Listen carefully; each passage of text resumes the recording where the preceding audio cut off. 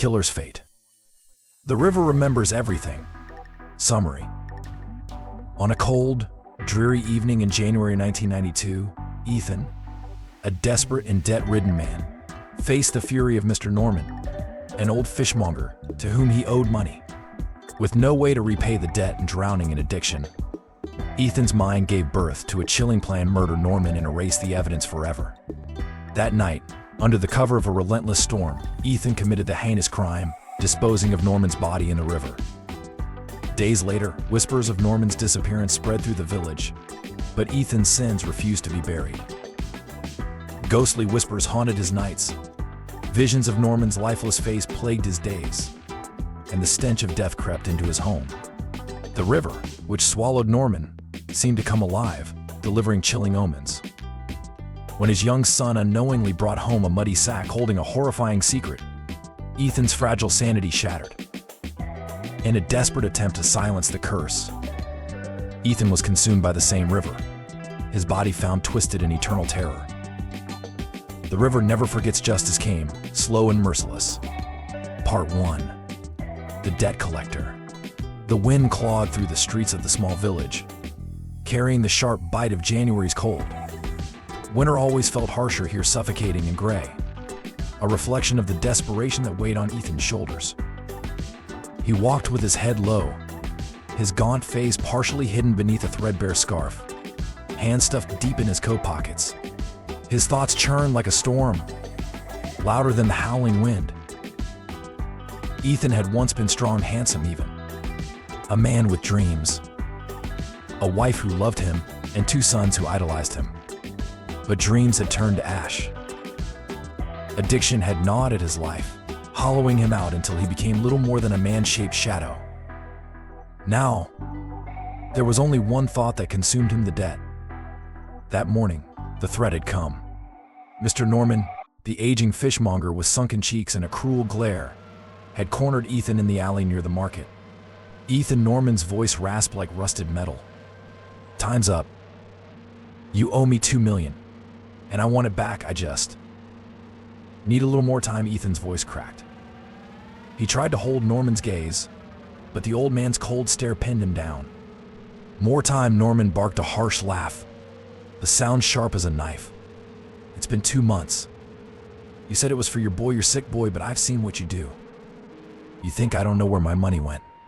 Ethan flinched. "It's not like that. I swear." Norman stepped forward, his weathered face so close that Ethan could smell the stale odor of fish and old sweat. "By tomorrow night, you pay me back, or I'll tear apart your family's graves, rip the bones out of the ground myself. I'll make sure no one remembers your name except as a curse." Ethan staggered back, his pulse thundering. He wanted to protest, to beg, but Norman didn't wait for a response. The old man turned and disappeared into the market's shadows, leaving Ethan trembling against the alley wall. That evening, Ethan sat hunched in his tiny, crumbling kitchen, his wife Sarah's sharp voice cutting through his fog. "We can't keep going on like this, Ethan," she snapped, clutching her shawl around her as if trying to keep the cold and the misery out. "The landlord came again today. And what about the boys? They need food, clothes. Do you even care anymore?" Ethan lifted hollow eyes to her, shame burning his cheeks. "I'm doing my best." "Your best," she scoffed. "Look at you. You're a ghost in your own house. When are you going to wake up enough?" His voice boomed, startling even himself. Sarah stared at him, her eyes wet but hard, before she turned away. A single word, heavy with exhaustion, left her lips. Coward. Ethan sat in silence, the air thick with tension. In the other room, his youngest son coughed, a fragile, wheezing sound that cut through him like a blade. Ethan buried his face in his hands. How had it come to this? Norman's voice echoed in his mind. By tomorrow night. That night, Ethan lay in bed, staring at the ceiling. Sleep evaded him as his thoughts raced. The fear had taken root, spreading like poison through his veins. What would happen if Norman made good on his threat? He saw the image vividly, the graves of his parents torn open, their bones dragged into the mud. The shame would be eternal. I can't let that happen. But the thought that followed was darker, sharper, like a whisper slithering through his mind. There's another way. Ethan sat up suddenly, his heart pounding. The wind outside screamed against the window, as though warning him. But the idea had taken hold.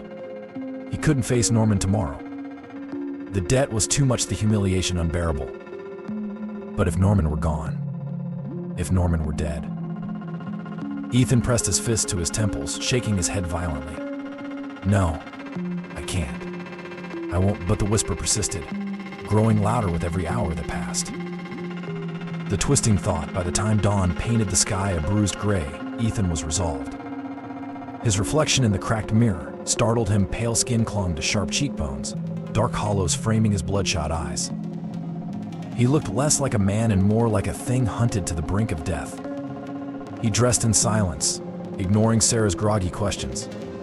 He slipped a long knife, a kitchen blade, under his coat before stepping out into the frigid morning. The village was quiet, blanketed in frost and shadow. Ethan's footsteps crunched on the icy path as he made his way to Norman's house. The old man lived alone, a recluse at the edge of town near the river, a place where the waters ran deep and dark, where secrets were swallowed whole. Ethan reached Norman's house by nightfall. The place loomed like a beast in the mist, its crooked roof sagging under years of neglect. A single light glowed faintly from within. Ethan crept to the window, peering inside. Norman sat at the table, hunched over a bottle of whiskey. His face looked older than ever in the dim light, etched with years of hardship and bitterness. Ethan hesitated, his breath visible in the freezing air. For a moment, guilt surged within him. Norman was just an old man. But then, as if on cue, the old man muttered drunkenly to himself. Ethan. Lazy bastard.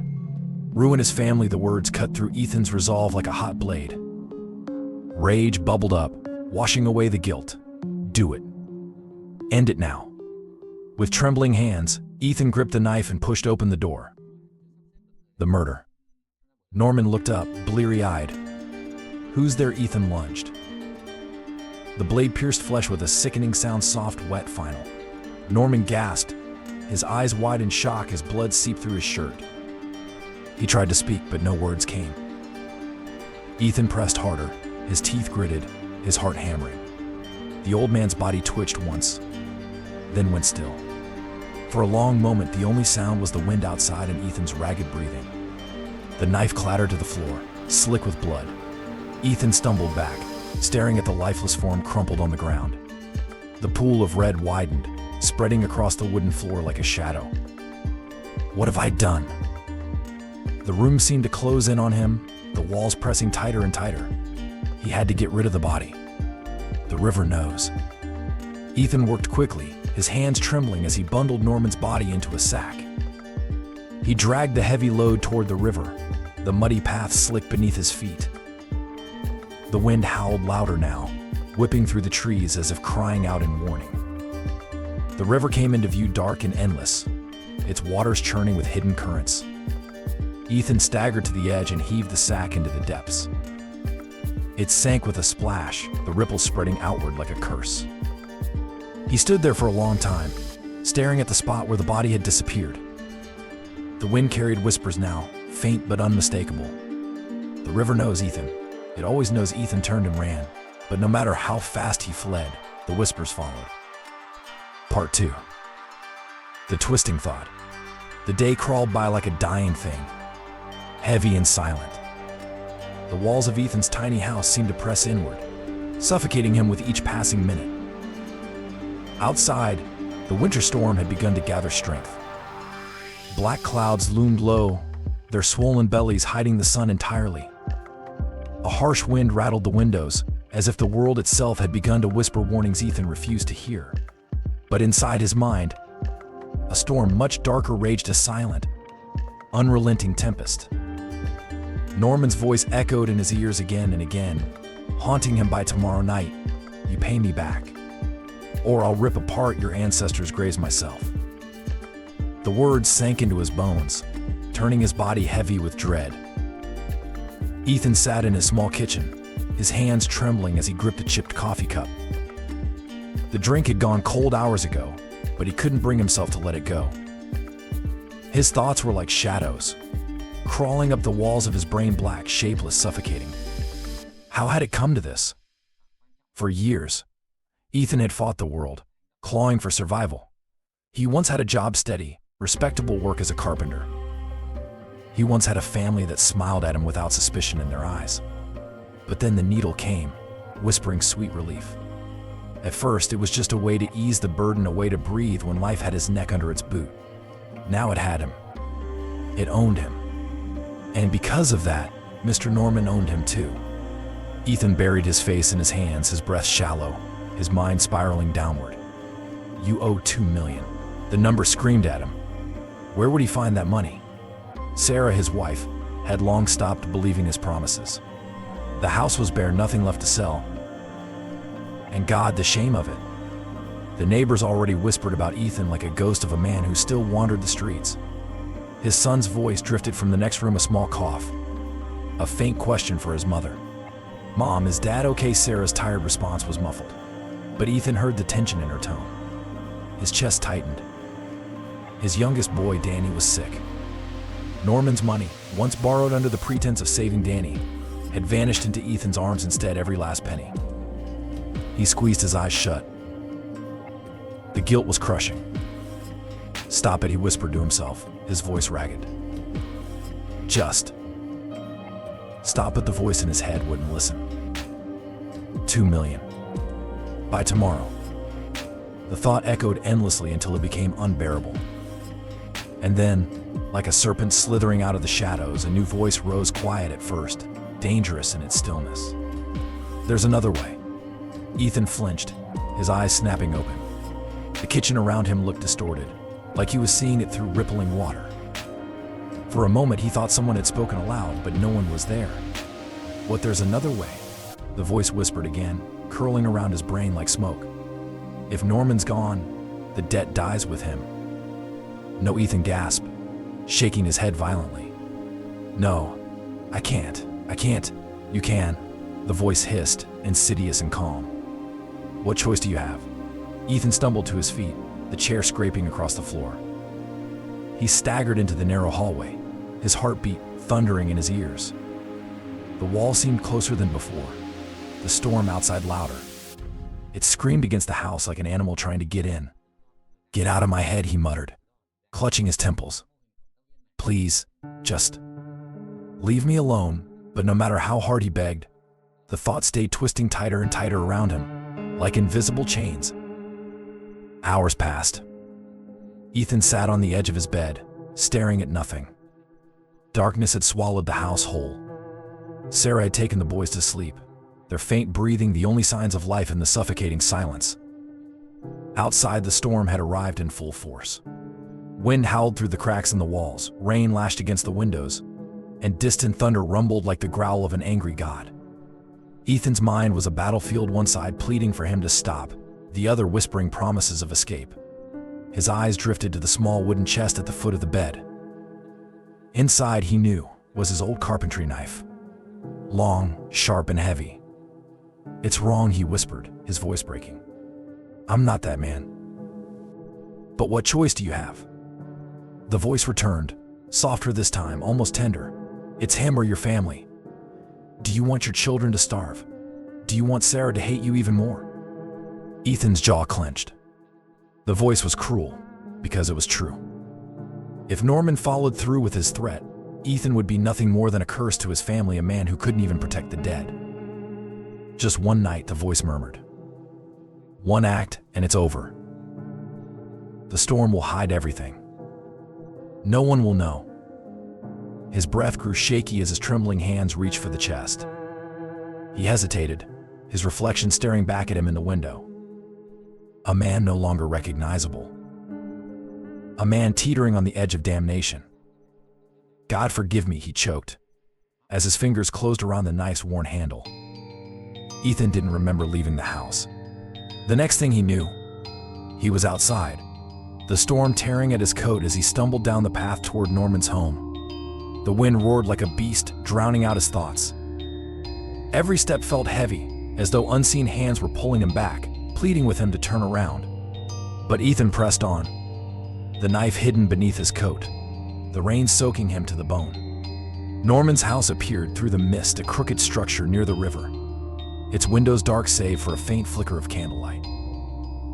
The place looked wrong in the storm, like something forgotten by time, abandoned by God. Ethan stopped at the edge of the yard, his chest heaving. The rain poured relentlessly, blurring his vision. For a long moment, he stood frozen, the knife digging into his palm. "You don't have to do this," a small voice whispered. But then the image of his son's thin, pale face surfaced in his mind, and something inside him hardened. "It's for them," he muttered, though his voice trembled. "It's for my family." Thunder cracked overhead, like the snap of a whip. The noise startled him forward. He crept to the side of the house, his footsteps muffled by the mud and the roar of the storm. The faint glow inside told him Norman was still awake. Ethan's pulse quickened as he reached the door. It was unlocked, slightly ajar, as though inviting him in. He hesitated just for a second before pushing it open with a creak. Inside, the air was thick, musty, tinged with the faint stench of fish. Ethan's eyes adjusted to the darkness. Norman sat slumped at the table, his back to the door. His shoulders rose and fell in slow, heavy breaths. A half-empty bottle of whiskey sat beside him, forgotten. Ethan's heart hammered in his chest as he stepped inside. The wind shrieked through the cracks in the walls, rattling the house as though trying to wake its owner. For a moment, Ethan thought Norman stirred. But no, he was still. Vulnerable. Ethan's trembling hand reached for the knife beneath his coat. His fingers gripped the handle so tightly his knuckles turned white. "Do it," the voice urged. "One act, and you're free." Ethan stepped closer. The floor creaked beneath him. Norman's head twitched. "Who's there?" the old man mumbled, his voice thick with whiskey. Ethan froze. Norman turned his head slightly, as if sensing something in the darkness. Ethan, the sound of his name was like a match striking fire. Ethan lunged. The knife met flesh. Norman gasped, his eyes wide in disbelief. Blood bloomed across his chest as Ethan pressed harder, tears streaming down his face. "I'm sorry," Ethan sobbed. "I didn't want this. I didn't." Norman's body went still. The silence that followed was louder than thunder. Ethan staggered back, the bloodied knife slipping from his grasp. The storm outside screamed louder now, as if mourning would have been done. Ethan stared at the lifeless body, his own breath coming in ragged gasps. Somewhere, deep in the back of his mind, he heard the voice again, soft now and cruel. "It's done. But the river knows." Outside, the wind wailed like a chorus of the damned. Ethan fell to his knees, clutching his head, as the storm raged on. Part 3. The murder. The clock struck midnight as the rain poured relentlessly, a black curtain draped over the village. It was the kind of storm that seemed alive, roaring and wailing like 1,000 angry spirits. For anyone looking out into the night, the world had disappeared, swallowed whole by darkness and rain. Ethan stood outside Norman's crooked house, his drenched coat clinging to him like a second skin. He could feel the knife under his coat, its cold handle pressing against his ribs as though urging him forward. His heart pounded so hard it hurt, each beat like a hammer strike against his chest. The house loomed before him, skeletal and fragile against the wind. Light flickered faintly through the cracks of a single window. Norman was home. The thought twisted Ethan's stomach into knots. His shaking breath fogged the air. "Turn back," something whispered inside him. "You don't have to do this." But another voice, the louder one, rose up from the darkness. "If you turn back now, it's over. The debt, your family, your name." Ethan clenched his jaw. He could already see Norman tomorrow, smug, cruel, and vindictive, tearing apart the graves of his parents. The image ignited something inside him, a deep, helpless rage.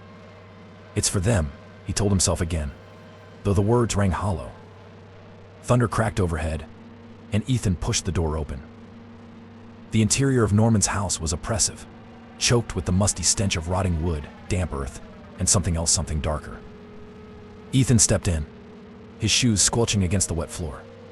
The house creaked like it was groaning under his weight, each sound amplified in the silence. The only light came from a candle burning low on the table. Its glow cast faint, dancing shadows across the wall, shadows that seemed to move even when he didn't.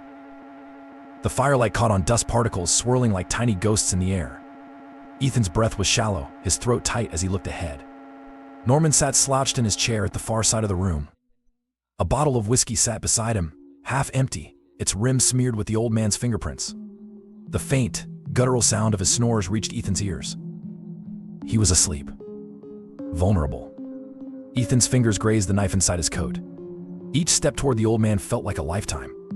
His knees shook, his vision narrowed, and his pulse thrummed so loudly he was sure Norman would wake and hear it. The chair's back creaked slightly as Norman shifted in his sleep. Ethan froze, every muscle locking into place. He watched the man's chest rise and fall under a thin, moth-eaten blanket. Norman's face was slack and peaceful, so far removed from the cruel, threatening expression he'd worn that morning. "Do it," Ethan whispered through his teeth, though to whom, he didn't know.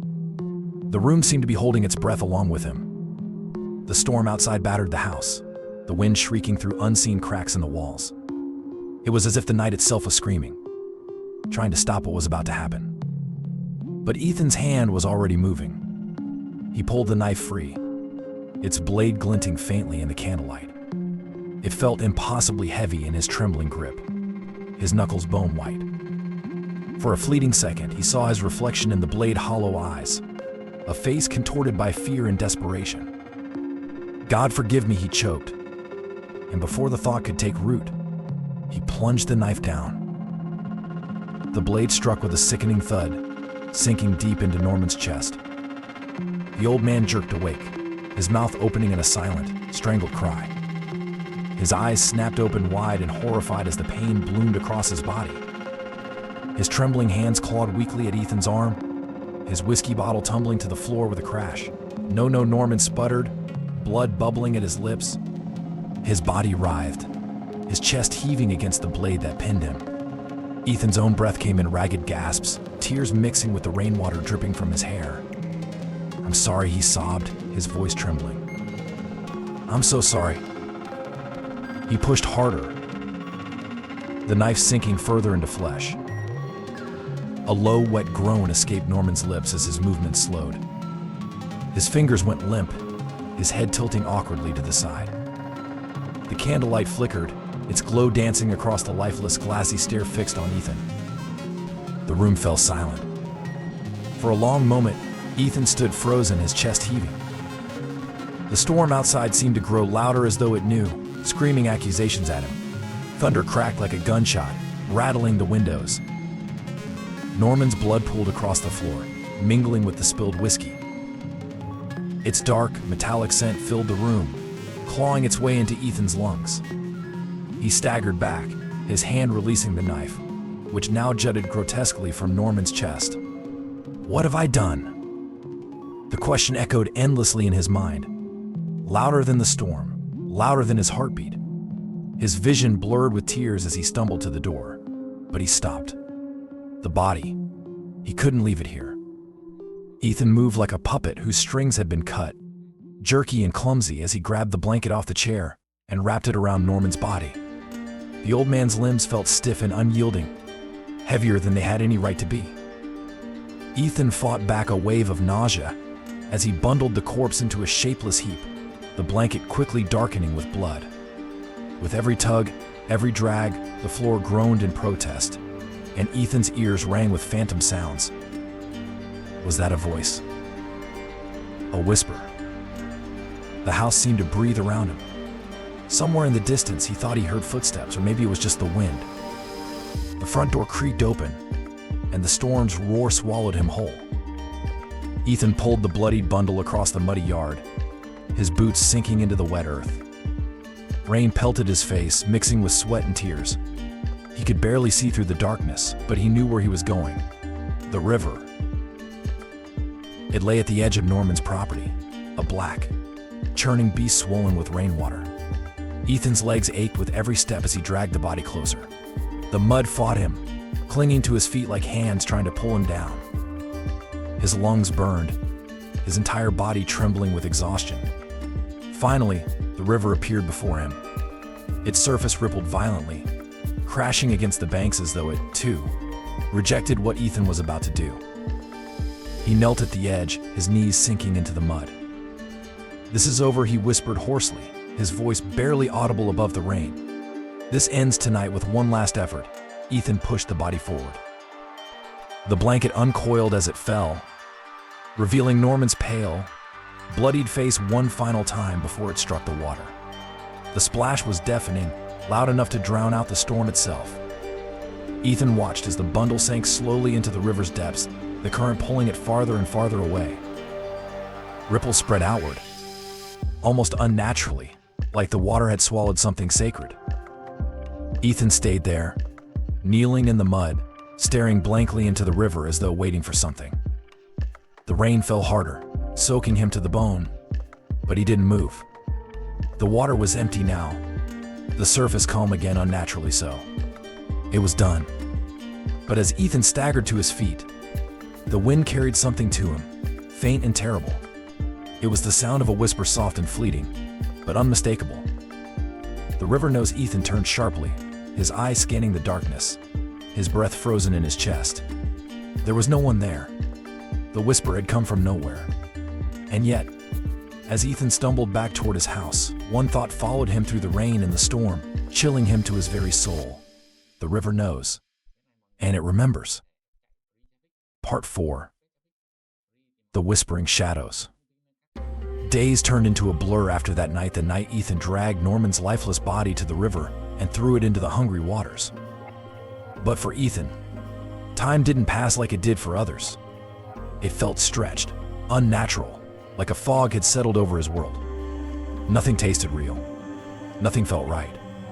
The storm had passed by morning, leaving the village soaked and silent, as though the heavens themselves were mourning some unnamed tragedy. Ethan sat at his kitchen table, staring into a cup of tea he hadn't touched. The knife he'd used, he'd cleaned it with shaking hands until it gleamed like new, though he swore it still smelled faintly of iron. Sarah moved around the kitchen quietly, her presence tense, like she knew something was off but didn't dare ask. Ethan avoided her gaze. He could still feel the weight of Norman's eyes, the way they stared lifelessly at him in the candlelight. "Did you hear?" Sarah finally spoke, her voice breaking the silence. Ethan flinched. "What they're saying, Mr. Norman's gone missing. No one's seen him since the storm." Ethan forced himself to look up. Sarah stood by the sink, holding a dishcloth tightly. Her brows furrowed. His door was left open. The neighbors said it was like he vanished. A chill curled its way up Ethan's spine, but he swallowed hard and forced a frown of confusion. "That's strange. Maybe he went to town." Sarah shook her head. "The police are looking into it." She turned toward him, her eyes sharp. "You don't think something happened to him, do you?" Ethan's throat went dry. The room felt too small, as if the walls were pressing in. "I don't know," he said hoarsely, his fingers gripping the edge of the table. "I'm sure he's fine," but even as the words left his mouth, he knew they were a lie. At first, the whispers came in fleeting moments, barely there, like distant echoes carried on the wind. The first time it happened late at night. Ethan lay in bed, staring at the ceiling, unable to sleep. Sarah's soft breathing beside him filled the silence, but it wasn't enough to quiet his thoughts. Then he heard it. A voice, soft, guttural, unmistakable. "Ethan." His entire body froze. The sound wasn't loud, but it felt close, as though it had been whispered directly into his ear. Ethan bolted upright, his eyes darting around the room. "Sarah," he whispered. But she didn't stir. The room was dark, the faint glow of moonlight seeping through the cracks in the curtains. Ethan strained his ears, his pulse thundering. Nothing. He let out a shaky breath and rubbed his face. "It's just my mind," he told himself. "It's guilt. Nothing more." But as he lay back down, turning his back to the door, he swore he heard it again, this time fainter, more insidious. The river knows Ethan didn't sleep that night. The next day, the whisper seemed to follow him wherever he went. At the market, where he forced himself to make small talk with the neighbors, he caught fragments of their conversations. Norman. Gone. Strange, isn't it? No sign. River. The word made him stop short, his skin prickling. He turned. catching an old man looking at him strangely before turning away. Ethan's hands trembled as he paid for a loaf of bread. Walking home, he felt it again, an eerie sense of being watched. The narrow village path was quiet, save for the rustle of bare tree branches in the wind. Shadows stretched unnaturally long as the sun dipped lower on the horizon. Ethan kept his eyes on the ground, but halfway home, he caught a whiff of something rancid. It was faint at first, but as he walked faster, it grew stronger, the stench of rotting fish.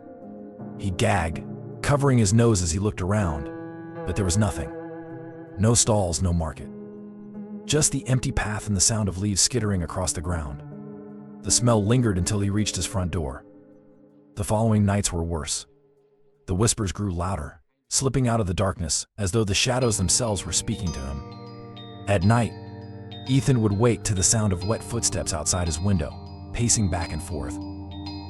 He told himself it was rainwater dripping from the gutters, but the steps never matched the rhythm of the storm.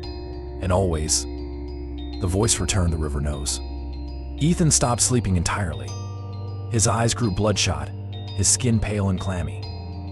Sarah noticed, though she didn't press him. Perhaps she was afraid of what he might say. By the fourth night, Ethan started to see them, the shadows. He sat at the kitchen table, a candle burning in front of him. The house was silent, save for the occasional creak of wood as it settled. His hands gripped a mug of tea he couldn't bring himself to drink. Then he saw it. Out of the corner of his eye movement, Ethan's head snapped up, his gaze darting to the corner of the room. The candle's flickering light didn't reach far, but something was there.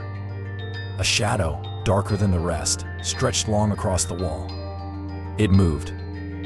Ethan shot to his feet, the chair scraping loudly against the floor. "Who's there?" he hissed. The shadow didn't answer, but it shifted, crawling slowly along the wall like it had a life of its own. He stumbled back, the candle's flame quivering violently. "Leave me alone," he cried. The shadow vanished, swallowed by the darkness. But the voice remained close now and colder than ever. "You can't hide, Ethan." Ethan began to unravel. The smell of rotting fish returned everywhere he went, clinging to his clothes, seeping into his skin. At home, he ripped up floorboards, convinced Norman's body had somehow come back to haunt him. But the only thing he found was dirt and his own sweat-streaked madness.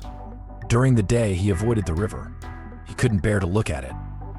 The few times he did, he swore he saw something floating just beneath the surface, pale, unmoving, watching. At night, the whispers became screams. Norman's voice, wet, broken, accusing. "Why did you do it? Ethan, the river knows it's coming for you." One night, Ethan awoke to find muddy footprints on the floor, leading from the front door to his bed, prints that reeked of stagnant water. He grabbed Sarah's arm, his voice hoarse with terror. "Did you see them? Did you hear him?" "Who, Ethan?" she asked, her face pale with fear. "Norman," he shouted, the name like acid in his mouth. "He's here. He's in the house." But there was no one there. Only Ethan's wild eyes and the growing cracks in his sanity. On the fifth day, Ethan stood by the window, staring out at the rain-soaked village. His reflection in the glass stared back, a ghost of the man he'd once been. Ethan, Sarah's voice was soft behind him. He didn't turn. "Do you smell it?" he whispered. "Smell what?" the river. Sarah's voice trembled. "Ethan. You're scaring me." Ethan closed his eyes as the voice whispered again, louder now, a chorus rising from the shadows that danced behind him. "The river knows. And it's waiting, and somewhere faint and distant, he heard the sound of wet footsteps approaching the house." Part 5. The River Secret. The seventh day after the murder began like all the others, a thick, oppressive morning. The sun barely piercing the heavy clouds that hung over the village. Winter's gloom had deepened, as though the very air knew what had been done. Ethan sat at the kitchen table, a hollow man. His skin was pallid, his cheeks sunken, and deep shadows ringed his bloodshot eyes. A week without sleep had carved him into something barely recognizable. His wife Sarah had stopped asking questions. She moved around the house quietly now, as though any noise might shatter him entirely. Ethan stared at the tea in front of him, his hands trembling slightly. The whispers hadn't stopped. At night, Norman's voice filled the darkness, slipping out of the walls, rising from the floorboards, seeping from the shadows. The river knows Ethan. It's waiting. The house itself seemed to rot around him. The smell of wet earth, of stagnant water and rotting fish, lingered in every room. Ethan had tried scrubbing, burning candles, even leaving the windows open to the biting cold, but nothing worked. The smell always returned. He was drowning in it. It was Danny who broke the silence that morning. Ethan's youngest son burst into the kitchen, his small boots caked in mud, leaving wet footprints on the floor. He carried something heavy, dragging it with both hands. "Dad. Dad, look what I found." Ethan jerked upright, startled. His chair scraped loudly against the wooden floor, his heart pounding as his eyes darted to the boy. Danny stood in the doorway, beaming with childish excitement.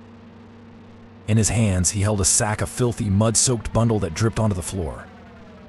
The smell hit Ethan before he could speak, sharp and putrid, curling into his lungs. Rot. His blood ran cold. Where did you get that?" Ethan's voice cracked, his hands gripping the table so hard his knuckles turned white. "By the river," Danny chirped innocently. "It was stuck in the weeds. I thought it might be treasure." "The river." Ethan's stomach dropped. He stood abruptly, nearly knocking the table over, his voice trembling with something between fear and anger. "Give it to me." "Now," Danny blinked, confused. "But Dad, I found it. I want to see." "I said give it to me." Ethan's shout echoed through the small kitchen, sharp and ragged. The boy flinched, his face crumpling in shock and fear. He dropped the sack, his hands shaking as he stumbled back. "I'm sorry. I didn't mean." "Go to your room," Ethan hissed through clenched teeth, his eyes locked on the bundle that now sat slumped on the kitchen floor. It was wrong. Everything about it was wrong.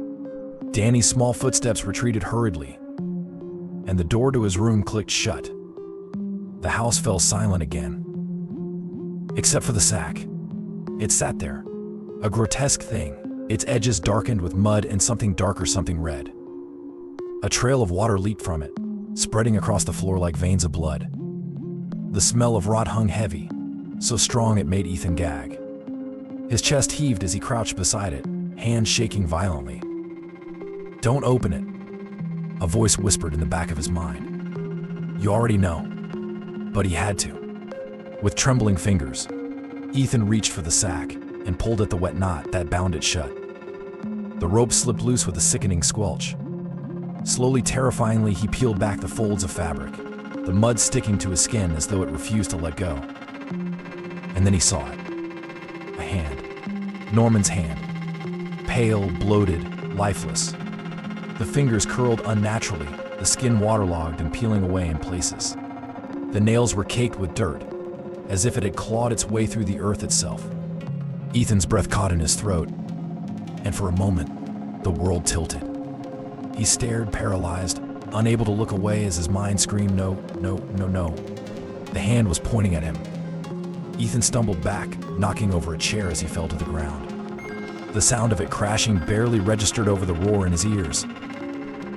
He scrambled away from the sack, his limbs weak and uncooperative, like they no longer belonged to him. No.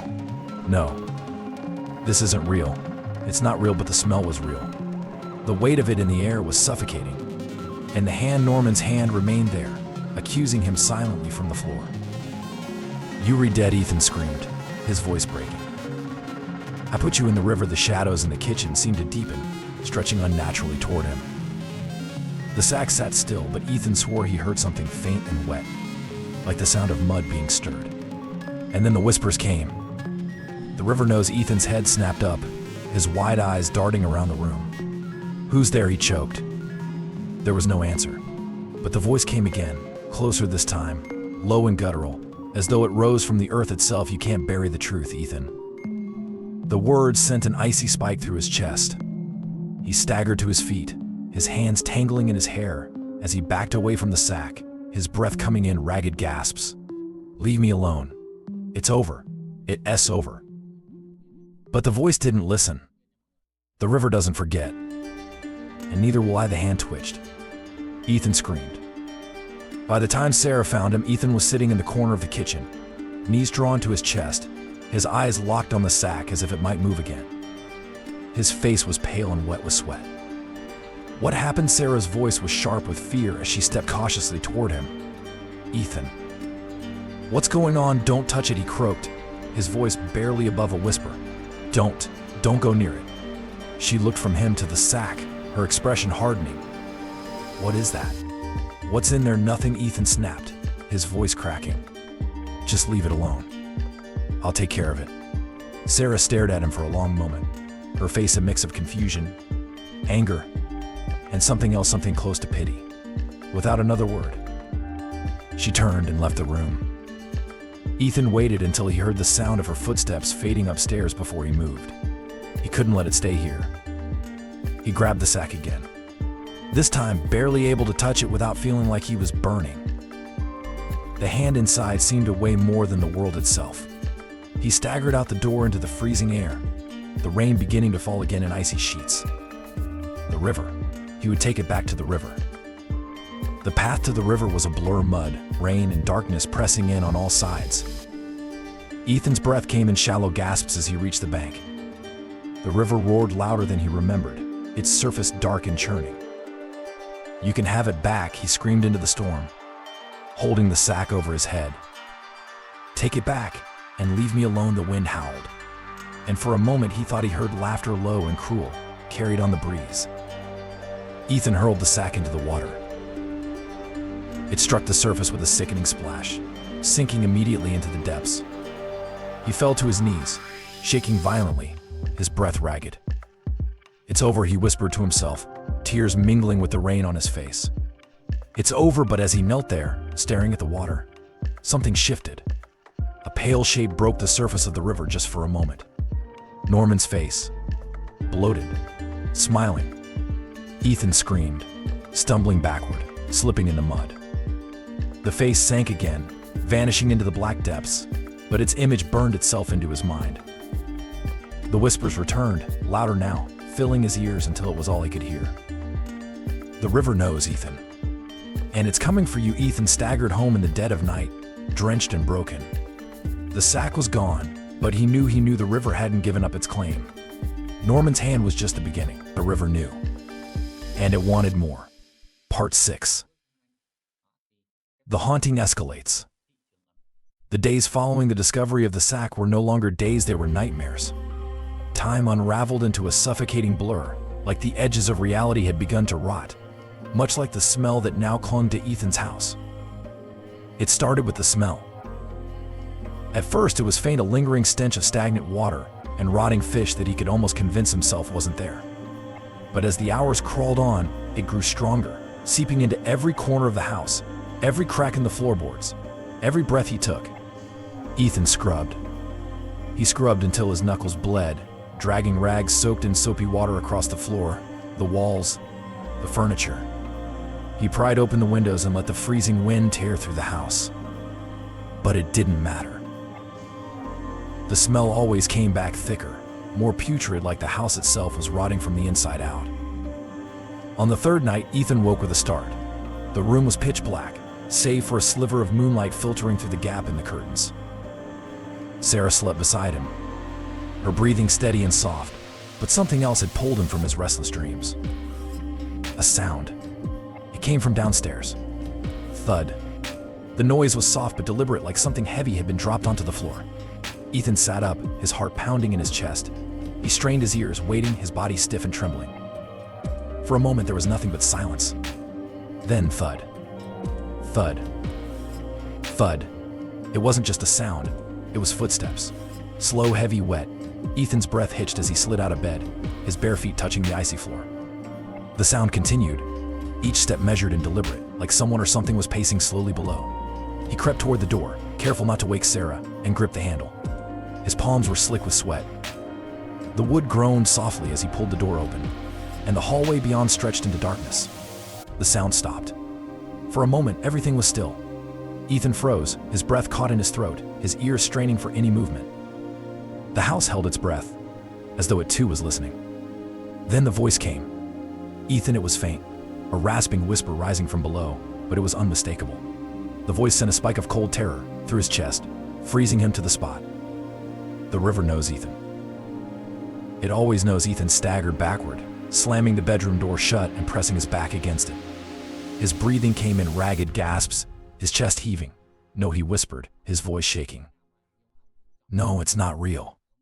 It's not real." But even as he spoke, he heard it again, this time closer. Thud. Thud. Thud. The footsteps were on the stairs. Ethan didn't sleep that night.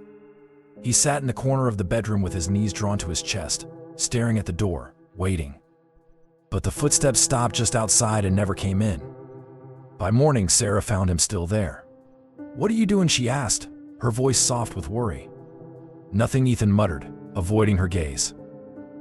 I couldn't sleep," Sarah frowned. "Ethan, you look terrible. You need to rest." He forced himself to nod, but he knew the truth: there would be no rest. Not anymore. The house turned against him after that night. It began subtly, shadows that moved in the corners of his vision, doors that creaked open when no one touched them. Ethan would turn quickly, expecting to see something there, but the room was always empty. Yet the feeling remained. The feeling of being watched. It followed him wherever he went, down the hall, into the kitchen, even in the bathroom. The hair on the back of his neck stood on end constantly, his skin crawling as though unseen eyes were fixed on him. At night, the footsteps returned. They moved through the house with slow, heavy intent, upstairs, downstairs, outside his door. They stopped only when Ethan opened his eyes, leaving him stranded in silence, with nothing but his racing heart for company. But the worst was the voice. It began to call to him during the day, not just at night. Soft at first, little whispers that drifted out of the walls or slipped beneath doors. Ethan, he would spin around, wild-eyed, but there was never anyone there. Sarah began to look at him differently, her concern mixed with fear as she watched her husband unravel. One morning, Ethan sat alone at the kitchen table, staring blankly at his hands. Outside, the sky was a heavy gray, the clouds so thick they seemed ready to collapse. The house was silent, save for the soft groan of old wood in the wind. Then it came again. A faint whisper, rising up from beneath the floorboards. "You can't hide," Ethan, his head snapped up, eyes darting around the room. "Who's there?" Silence. Ethan stood abruptly, his chair screeching across the floor as he grabbed a kitchen knife. The blade shook in his hand as he scanned the empty room. "Show yourself," he shouted, his voice hoarse. "I know you're here." There was no reply. But as he stood there, trembling, the smell of rot grew stronger, thick and suffocating. A sound caught his ear. Drip. Drip. Drip. It was faint but steady, coming from the far corner of the kitchen. Ethan turned slowly, his stomach twisting as he saw it, a puddle. Dark water pooled on the floor, spreading slowly from beneath the cabinets. "No," he whispered. The water rippled, as though something had disturbed it from below. Then, slowly, horrifyingly, a shape began to rise. A hand. Bloated, waterlogged, its skin pale and peeling. It dragged itself free of the puddle, followed by an arm, then a shoulder. Ethan stumbled backward, his body shaking uncontrollably. From the water, Norman emerged. His face was pale and swollen, his eyes milky white, his mouth twisted into a grotesque smile.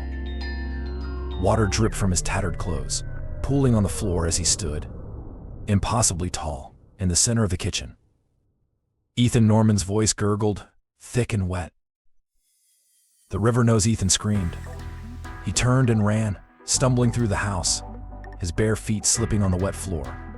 The sound of splashing footsteps followed him, growing louder, closer. Thud. Thud. Thud. "Leave me alone," Ethan shouted, his voice ragged.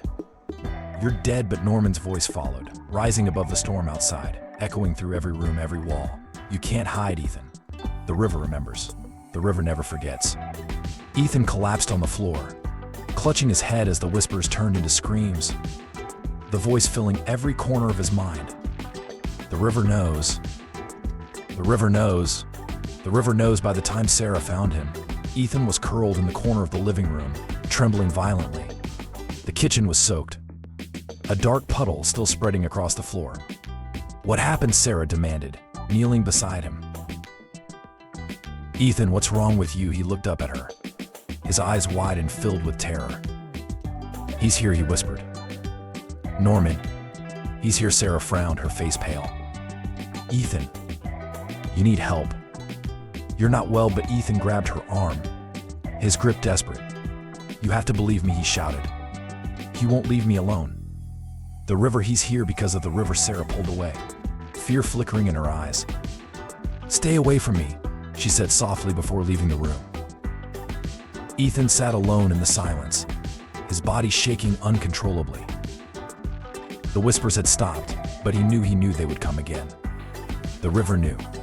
It always knew. And it was coming for him. Part 7. The final descent. The wind howled like a wounded animal as night fell over the village. Black clouds loomed over the crooked houses, their edges illuminated by the occasional flash of lightning. Rain hammered against the roof, pouring in torrents, as though the heavens themselves were weeping. The storm was deafening, but to Ethan, it was a whisper compared to the screams in his head. The house had become a prison. The smell of rot had invaded every corner. It was as if the walls exhaled the stench of stagnant water and death. No amount of scrubbing, no amount of candles could cleanse it. The air itself had turned foul, choking him slowly. But worse than the smell were the whispers. They came from everywhere now. From the floorboards beneath his feet, from the walls, from the shadows in every corner. "Ethan, the river knows it's waiting." The voice was Norman's, thick and wet, a sound like water dripping from a corpse's lips. It gnawed at Ethan's sanity, hollowing him out day by day. At first he fought it. He plugged his ears, screamed back at the shadows, smashed mirrors in a blind rage. But the whispers only grew louder, more relentless. Now, he simply sat at the kitchen table, staring blankly ahead, barely breathing, barely alive. Sarah had taken the children to her sister's house earlier that day. She had pleaded with Ethan to come with him. "Ethan, you need help," she'd shouted, tears streaming down her face. "You're scaring the boys, you're scaring me." "I don't know what's wrong with you, but you can't stay here alone." "I can't leave," Ethan had muttered, his voice hollow. "If I leave, he'll follow." Sarah had stepped back, her face pale. "Who, Ethan? Who's following you?" He didn't answer. How could he? How could he explain that the man he'd killed wouldn't stay buried? That his voice now lived in the walls? That the river itself wanted him?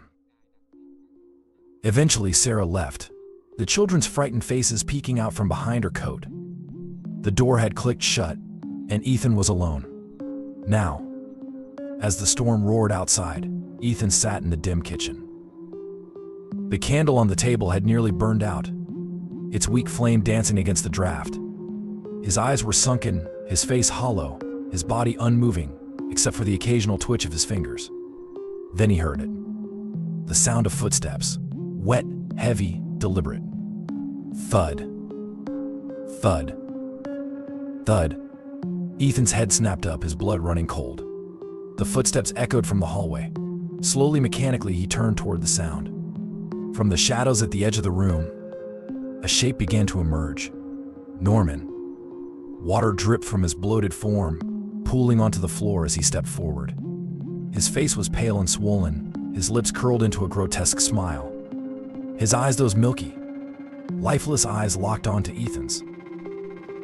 "Ethan," Norman gurgled, his voice echoing like it came from the depths of a well. Ethan shoved his chair back with a screech, stumbling to his feet. "No, you're not real. You're dead." Norman took another step forward, water sloshing at his feet. "You can't run, Ethan. The river remembers." Ethan's breath came in short, frantic bursts. He staggered back, his knees shaking. Please, leave me alone." Norman's twisted smile widened. "It's time, Ethan. The river is waiting." Suddenly, the candle went out, plunging the room into darkness. Ethan screamed. He ran. He didn't remember grabbing his coat or wrenching open the door. The rain hit him like icy needles as he stumbled into the storm, his bare feet splashing through mud and puddles. The wind tore at his clothes, the rain blinding him, but he didn't stop. he could still hear the voice. "The river, Ethan. It's waiting." He didn't know where he was going.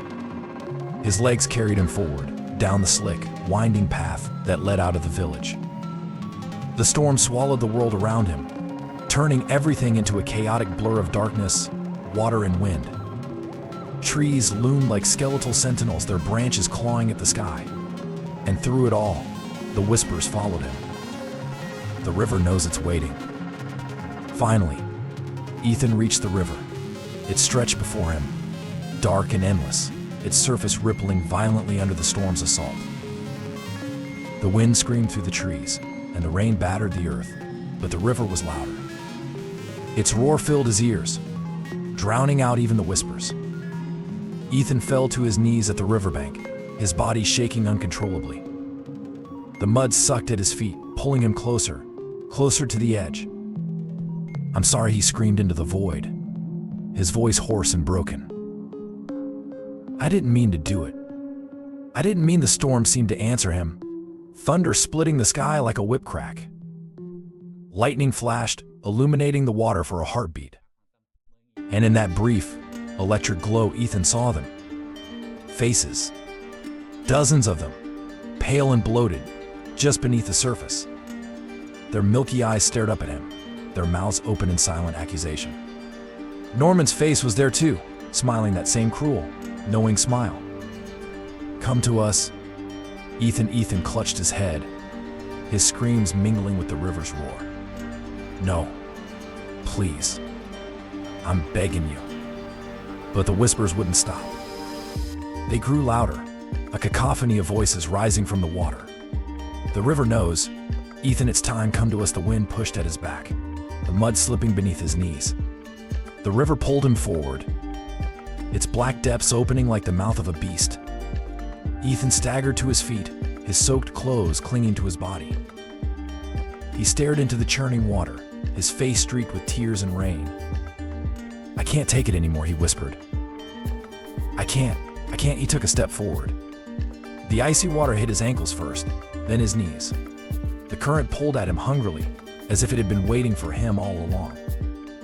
Ethan waded deeper, his breath coming in ragged gasps as the water rose to his chest. From somewhere in the darkness, Norman's voice called to him one last time. "Welcome home." Ethan, lightning split the sky again, illuminating the river in an unnatural glow. For a moment, the faces beneath the surface were clear, watching him, waiting. And then Ethan let go. He plunged forward, into the river's depths. The icy water closed over him, silencing his screams. The storm raged on through the night, but by morning it was gone. The village awoke to an uneasy calm, the air heavy with mist. Down at the riverbank, the mud was disturbed, as though someone had been there. A single pair of footprints led into the water but did not return. The villagers would later say that the storm must have taken him, swept him away into the current.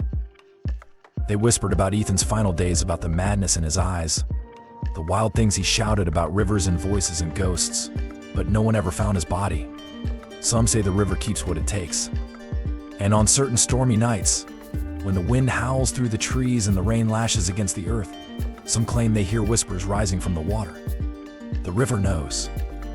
It always knows. Part 8. The river claims its due. The storm had passed by morning, leaving the world eerily quiet. The village seemed to hold its breath, as if even the earth was reluctant to stir. Heavy mist clung to the treetops, curling like ghostly fingers over the rooftops and fields. The air was still damp and cold, the kind of cold that crept beneath your skin and refused to let go. For the villagers, life moved slowly after a storm. The streets were slick with mud, puddles reflected the gray sky, and the river, swollen and restless, rushed louder than usual. Few dared approach it. But that morning, as the sun struggled to break through the heavy clouds, a fisherman named Wallace ventured to the river's edge. He had work to do, though his bones ached from age, and his boots squelched loudly as he navigated the muddy shoreline. Wallace paused when he saw something unusual downstream. At first, he thought it was driftwood branches or debris pulled along by the current, but then he noticed how still it was, how wrong it looked. His blood ran cold as he moved closer, the hairs on his arms prickling even before he understood what he was seeing. A body. Word spread quickly through the village like wildfire. By the time the sun had fully risen, a small crowd had gathered at the riverbank. Men, women, and children huddled together, whispering in low, uneasy tones. The body lay partially on the muddy shore, half submerged in the icy water. It had been dragged there by the current, perhaps, or by something else. It was Ethan. His lifeless body was sprawled awkwardly, one arm still in the river, as though it refused to let go. His soaked clothes clung tightly to his emaciated frame, mud streaking his face and hands. But it was his expression that stole the breath from anyone who dared to look. His mouth was open in a silent scream, frozen in terror. His eyes, glassy and wide, stared unseeing at the overcast sky. The muscles of his face were twisted, contorted, as though he had seen something so unspeakable that the horror had imprinted itself upon his very soul. In his stiff, mud-caked hands, he clutched something, a sack. The villagers who dared come closer recoiled when they saw it. It was filthy and soaked, its fabric tattered and dark with rot. But there was nothing inside. The sack was empty, and yet Ethan held it tightly, as though his very existence depended on it. The constable arrived shortly after. Thomas Granger was a stout man with a thick mustache and a calm, unshakable demeanor perfect for keeping the peace in a quiet village where disputes rarely escalated beyond gossip or drunken shouts. But even Thomas paled when he saw the body. "Move back," he ordered gruffly, waving the villagers away. "Let's give the man some respect." The villagers obeyed, though no one left. They stood at a distance, whispering among themselves, their faces pale with fear. "It's Ethan," someone said softly. "Look at him. God have mercy. What happened to him?" The fisherman, Wallace, stepped forward, his voice low and trembling. "It was the river. I found him here this morning." Thomas crouched beside Ethan's body, his boots sinking into the mud. The smell of stagnant water and decay hung in the air, making him breathe through his mouth. "Looks like he drowned," Thomas muttered. "Probably slipped in during the storm. The current would have taken him," but even as he said it, Thomas knew there was more to it. He looked at Ethan's hands, frozen in rigor mortis, still clutching the sack. His eyes narrowed. "Why is he holding this?" Wallace crossed himself. "That's not just any sack, Constable. That's Norman's. I swear it is." At the mention of Norman, a hush fell over the crowd. It had been a week since Norman disappeared, vanished, as though the earth had swallowed him whole. People had begun to talk in whispers, to avoid walking near the river after dark. The storm had washed away footprints, evidence everything except the uneasy suspicion that something terrible had happened. Now, with Ethan lying dead in the mud, holding Norman's sack, the whispers turned to murmurs. "Norman's sack, the river's curse. I told you it knows." Thomas ignored the mutterings and turned to Wallace. "Help me move him. We'll take him to the church." No, Wallace's voice was firm, his face pale. "I'm not touching him. Not after what I've seen." Thomas frowned. "What are you talking about?" Wallace swallowed hard. "I saw the marks." "What marks?" The fisherman gestured shakily toward Ethan's legs, still half submerged in the water. Thomas hesitated, then looked closer. At first he thought it was mud, smudged across Ethan's ankles.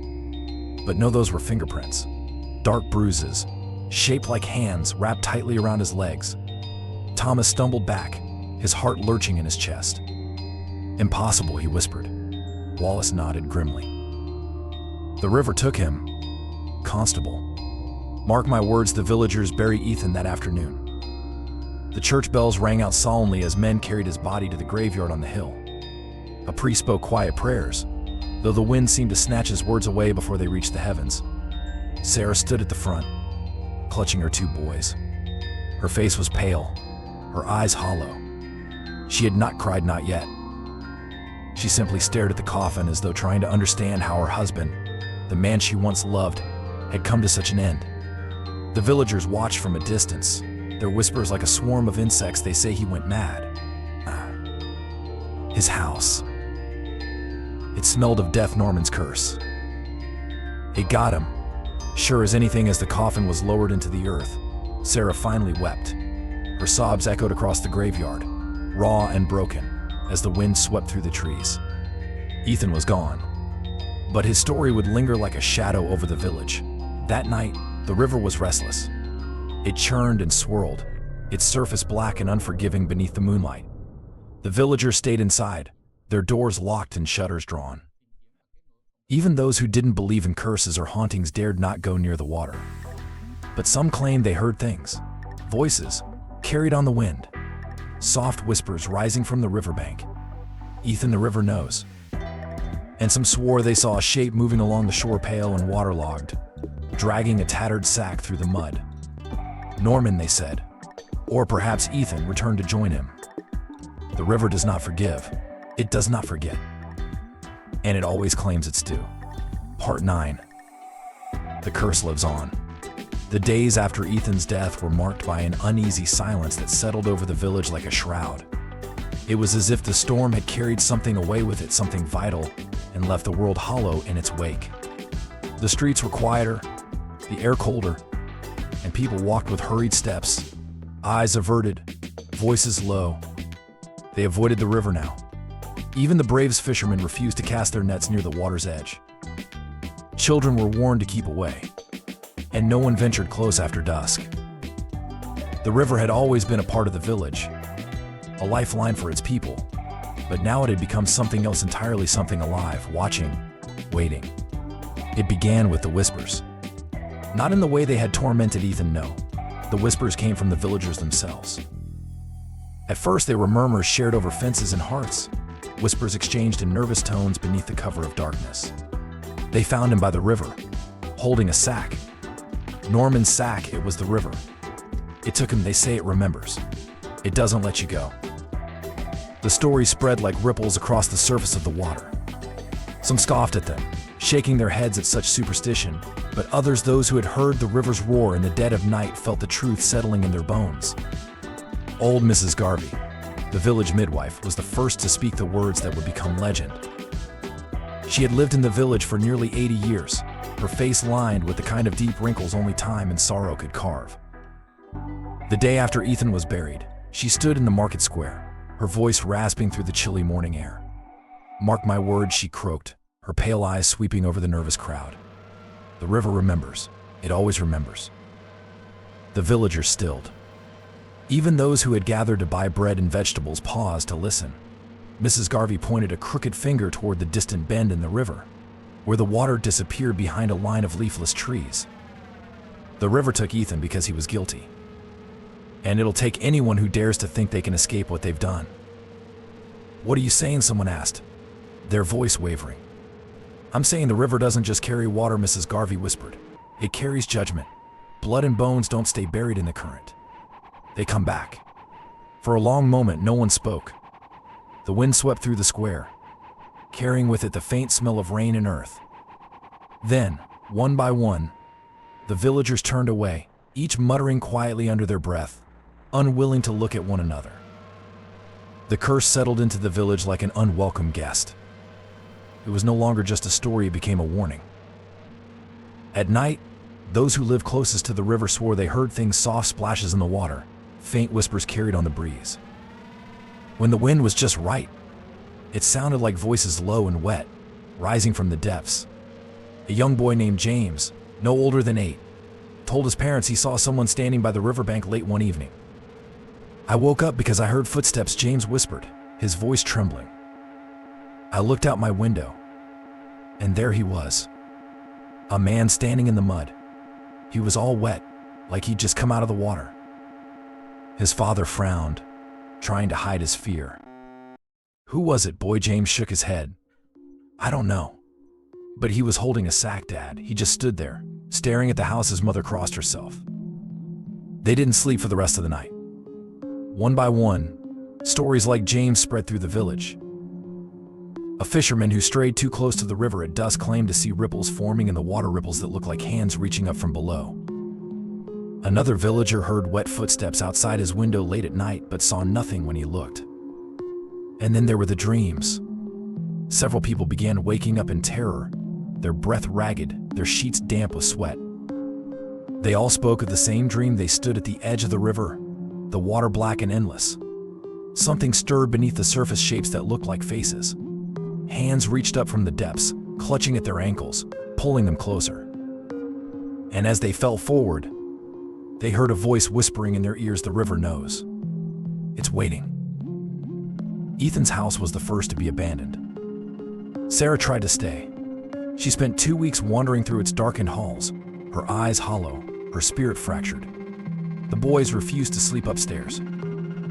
They cried at night, saying they heard voices calling to them from under the floorboards. One night, Sarah awoke to find muddy footprints on the floor, leading from the front door to her bedroom. The door had been locked. She packed her things the next morning and left without looking back. The house stood empty, its windows dark, its walls silent, except for the faint groans of settling wood. No one dared to move in. Over time, the house decayed, its roof sagging, the paint peeling like dead skin. The villagers avoided it, walking quickly whenever they passed. They said the air around it smelled faintly of rotting fish. The legend of Ethan and the river grew with each passing year. It was whispered to children to keep them from wandering too close to the water. It was murmured by fishermen who dared not cast their nets near the deepest parts of the river. Some claimed that on stormy nights you could still see him, Ethan, standing at the edge of the water, his face pale and hollow, clutching the same empty sack. Others swore that Norman walked with him, dragging his bloated, waterlogged body up and down the shoreline. The river itself became something to be feared. People still drew water from it, still used it for their livelihoods, but they never spoke of it directly. They avoided it at night. They watched it warily during the day. And whenever someone disappeared, whether it was a drunk who wandered too far or a farmer who didn't come home, the villagers looked toward the river and crossed themselves. The river took them, they would whisper. It always takes its 2 years past, but the curse never faded. New families moved to the village, unaware of the dark history that lingered in its bones. They heard the stories, of course, warnings passed down like folklore, but many dismissed them as nonsense. Until they didn't. A traveling merchant once dared to mock the villagers. "A river can't remember," he laughed. "You're all mad." That night, as the rain fell and the wind howled through the trees, the merchant never returned to his room at the inn. His body was found days later, washed ashore with his face twisted in a scream, his hands clutching an empty sack. After that, no one mocked the river. To this day, the villagers whisper about it. On dark nights, when the wind rises and the river swells, they bar their doors and light their candles. They tell their children to stay inside, to never stray too close to the water. And sometimes, if you listen closely, you'll hear it, the faint sound of wet footsteps, the soft whisper of voices rising from the depths. The river knows, it always knows, and it waits. It waits for those who think they can bury their sins, who believe they can escape judgment. But the river never forgets, and it always claims its due. The end. This concluding chapter ties the story together with chilling folklore, lingering fear, and a haunting legacy. The village lies under the shadow of the curse, leaving readers with an unsettling sense that the river's presence is eternal. Let me know if you'd like additional tweaks